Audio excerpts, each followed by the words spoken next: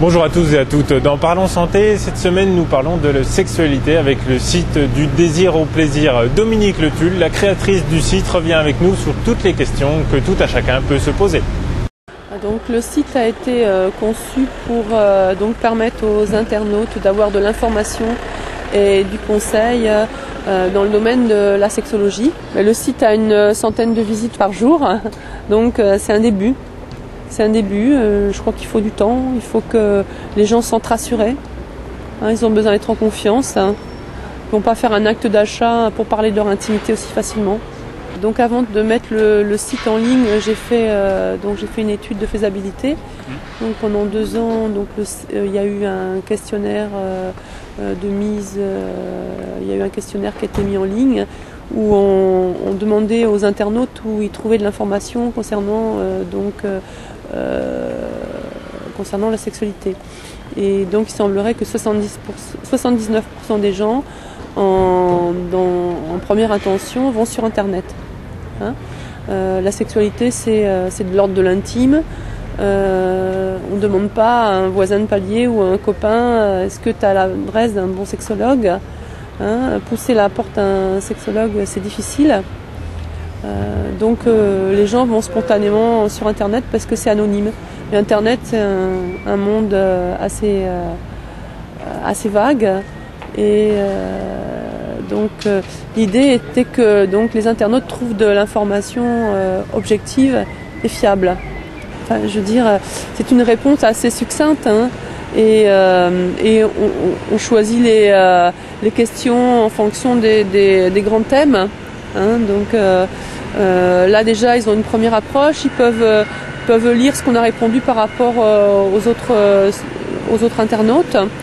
Donc après s'ils veulent vraiment une réponse personnalisée, ils envoient leurs questions par mail et là on leur répond, ils remplissent un questionnaire.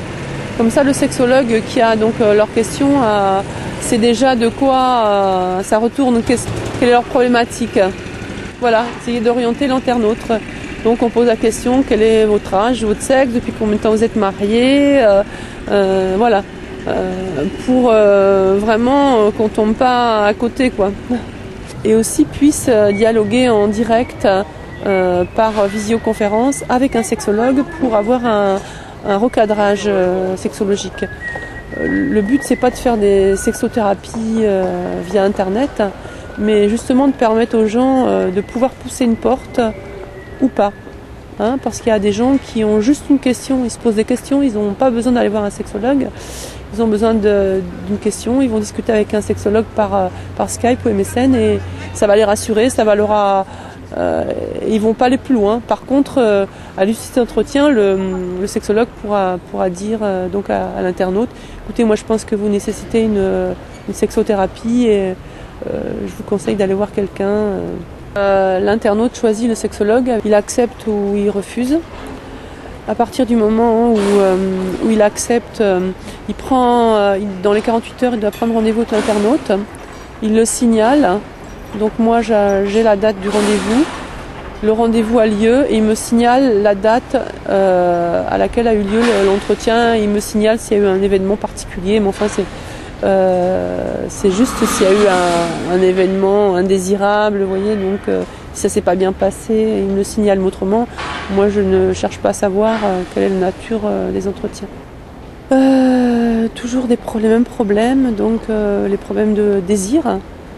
Et je suis assez surprise, problème de désir même chez les hommes jeunes, souvent qui sont surbookés par le travail, stressés. Problème de plaisir chez la femme, problème d'éjaculation précoce, problème de trouble de l'érection. Et après, les gens posent beaucoup des questions sur la normalité. Est-ce que je suis normale?